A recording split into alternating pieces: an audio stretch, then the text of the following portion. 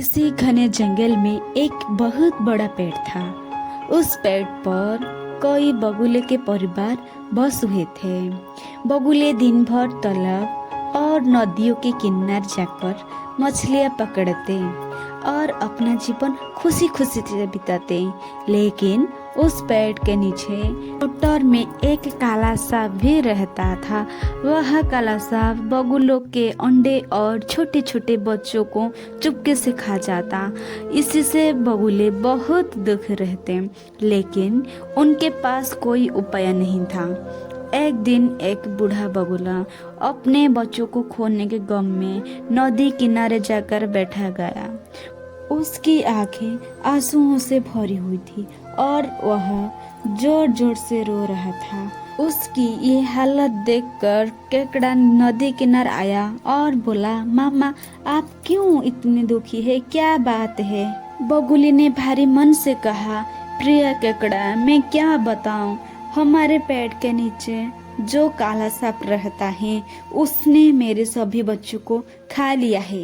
यही मेरा बड़ा दुख है। अगर यह सांप जिंदा रहा तो मेरी पूरा परिवार खत्म हो जाएगा। केकड़ा चुपचाप सोचने लगा। वह समझ गया कि बगुला मूर्ख है और शायद उसकी मदद नहीं कर पाएगा। फिर एक चालाकी भरी योजना सुनाई। केकड़ा ने कहा, मामा आप सांप से तो सीधे लड़ नहीं सकता, लेकिन मैं एक उपाय बताता हूँ। आप मछलियों के टुकड़े नदी से लेकर सांपों के बिल के पास तक बिछा दो। यह टुकड़े चुपके से नेउल के बिल तक भी बिछा देना। नेउल इन टुकड़े के सहारे सांप तक पहुंच जाएगा और उसे खा जाएगा। बूढ़े बगुले को यह बात बड़ी पसंद आई।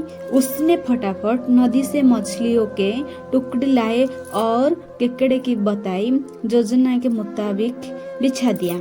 टुकड़े सांप के कोटर से लेकर नेउल के बिल तक बिछा दिया गया। नेउला जल्द ही उन टुकड़ों को सूंघता हुआ सांप के बिल तक पहुंच गया।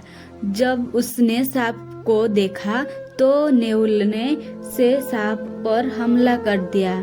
कुछ ही देर में उसने सांप को मार डाला। बगुला खुशी के मारे पेड़ नीचे जाकर बैठ गया और सोचने लगा कि अब उसका जीवन सुख शांति से बीतेंगी। लेकिन यही कहानी में मोड़ आया। नेउला का लालच नहीं थमा। उसने सांप को मारने के बाद बगुलों के घोंसले में चढ़ना शुरू किया और उनके बच्चों को भी खाना शुरू कर दिया। अब बगुला पछताने लगे।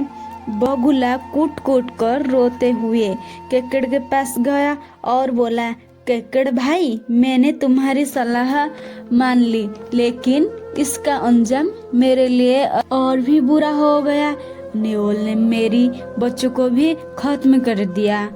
केकड़ा मुस्कुराते हुए बोला, मामा मैंने तो सिर्फ एक रास्ता बताया था, बिना सोच समझे तुमने उसे मान लिया। अब पछताने से क्या फायदा? इस कहानी से हमें यह सीख मिलती है कि किसी की सलाह मानने से पहले उसके परिणाम के बारे में अच्छी तरह विचार करना चाहिए, वरना अंजाम बगुले की तरह बुरा भी हो सकता है।